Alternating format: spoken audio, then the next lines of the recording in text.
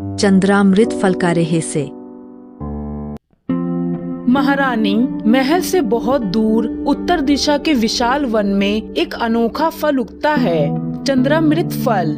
कहते हैं जो उसे खाता है उसे अनोखी शांति और आनंद मिलता है।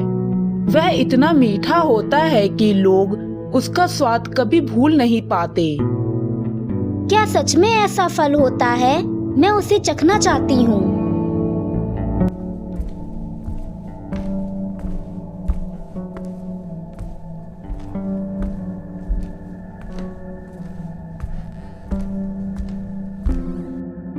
महाराज, मुझे आज दासी ने चंद्रामृत फल के बारे में बताया।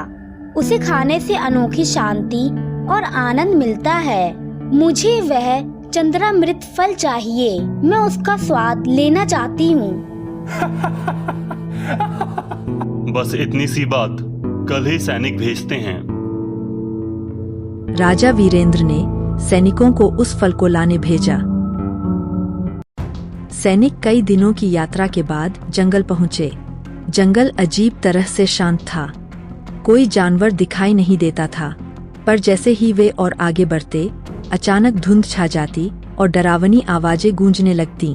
सैनिक डर कर लौट आए, कोई घायल, कोई डरा हुआ। राजा ने दूसरी टोली भेजी, पर वे भी असफल लौटे। दरबार में राजा ने भारी मन से रानी से कहा, रानी, हम आपकी इच्छा पूरी करना चाहते हैं, पर हम अपने सैनिकों की जान खतरे में नहीं डाल सकते। महाराज, इस बार मैं आपकी कोई बात नहीं सुनूंगी। मुझे वह चंद्रामृत फल चाहिए।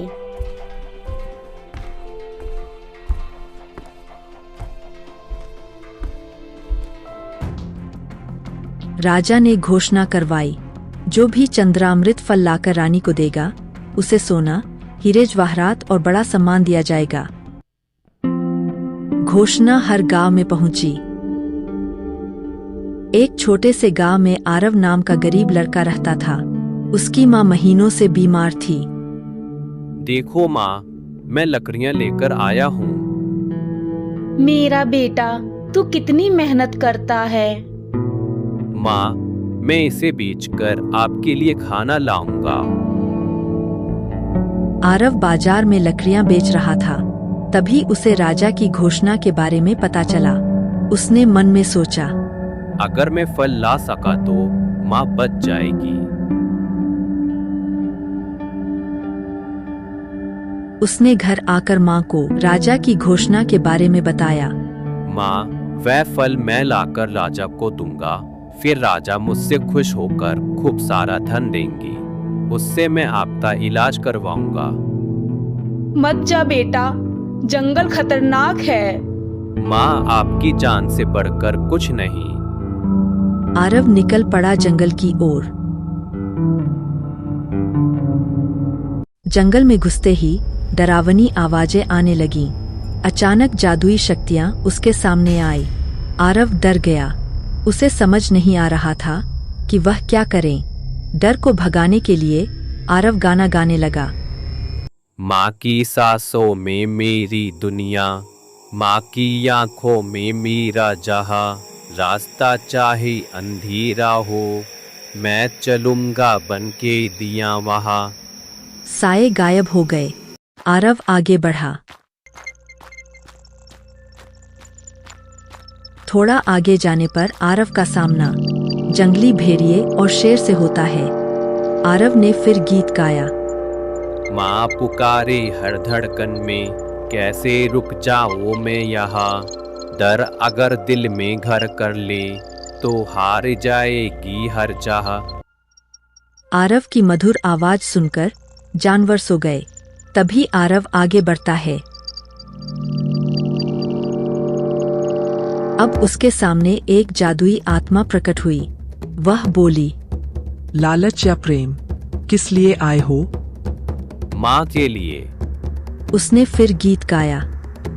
माँ की दुआओं का साया है, मुझको डर किस बात का। जिंदगी भी देनी पड़े तो सौदा है यह प्यार का। तुम जा सकते हो। घने जंगल को पार करते करते आरव एक ऐसे स्थान पर पहुंचा जहां अचानक सब कुछ बदल गया। चारों ओर अजीब सी चांदनी फैल गई थी। पेड़ साधारण नहीं थे, उनकी पत्तियां चांदी की तरह चमक रही थीं। जमीन पर नीली रोशनी बह रही थी, जैसे चांद धरती पर उतर आया हो। आरव थोड़ा और आगे गया। अब आरव के सामने एक बहुत ही सुंदर वन था, जहां हर चीजें चमक रही थी और सैकड़ों पेड़ खड़े थे। हर पेड़ पर चमकते हुए फल, सारे फल बिल्कुल एक जैसे, कोई बड़ा, कोई छोटा, कोई ज्यादा चमकीला। आरव धीरे से बोला, क्या यही चंद्रामृत वन है? अब मैं कैसे पहचानूं असली चंद्रामृत फल कौन सा है? जैसे ही उसने पहला फल छूने की कोशिश की, पूरे जंगल में आवाज गूंजी, गलत फल चुना तो सब कुछ खो दोगे। आरव पीछे हट गया। मुझे सोच समझकर फल तोड़ना होगा। दूसरा फल छुआ। अचानक उसके सामने सोने का महल दिखाई दिया, उसकी माँ स्वस्थ, वह स्वयं राजा बना हुआ। आरव समझ गया, यह लालच दिखा रहा है। तीसरे फल को छुआ, उसे स्वादिष्ट भोजन, धन और शक्ति दिखाई दी, लेकिन तभी उसे अपनी माँ याद आई। मैं यहाँ अपने लिए नहीं आया, मैं अपनी माँ की जिंदगी बचाने आया हूँ। मुझे धन या नाम नहीं चाहिए, बस मेरी माँ ठीक हो जाए। जंगल शांत हो गया। अचानक आकाश में बादल हटे, पूरा चांद दिखाई दिया और तभी सिर्फ एक पेड़ की छाया जमीन पर नहीं पड़ी।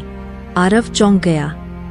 चांदनी सब पर पड़ रही है, पर इस पेड़ पर नहीं।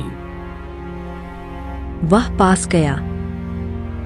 उस पेड़ का फल चमक नहीं रहा था, वह साधारण था, ना कोई रोशनी, ना कोई आकर्षण। आरव मुस्कराया। जो सबसे शांत है, शायद वही सच्चा है। जैसे ही उसने फल तोड़ा, पूरा जंगल रोशनी से भर गया।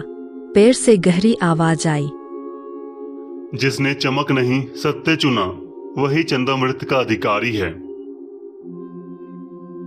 कई दिनों बाद आरव महल पहुंचा। पूरा राज्य इकट्ठा हो गया। रानी चंद्रलेखा उत्साहित थीं। आरव ने फल उनके हाथों में रख दिया। जैसे ही रानी ने फल पकड़ा, अचानक फल चमकने लगा और धीरे धीरे हवा में उठ गया। पूरा दरबार हैरान हो गया।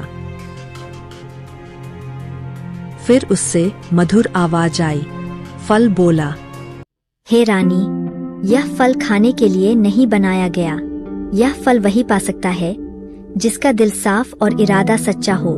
अगर राज्य में लोग दुखी, भूखे या बीमार है, तो किसी एक व्यक्ति को अमृत मिल जाने से कोई फायदा नहीं। पहले लोगों का दुख दूर करो, तभी असली अमृत का मतलब समझ आएगा। फल से प्रकाश निकला। फिर फल धीरे धीरे टूटकर प्रकाश बन गया और वह प्रकाश उड़कर चला गया, सीधे आरव की बीमार माँ के घर। उसी क्षण उसकी माँ स्वस्थ होकर उठ बैठी। रानी समझ गईं। उन्होंने घोषणा की, राज्य में कोई भूखा नहीं रहेगा, गरीबों का इलाज राजकोष से होगा, सेवा करने वालों को सबसे बड़ा सम्मान मिलेगा। रानी बोली, असली चंद्रामृत फल जंगल में नहीं, इंसान के प्रेम में उगता है।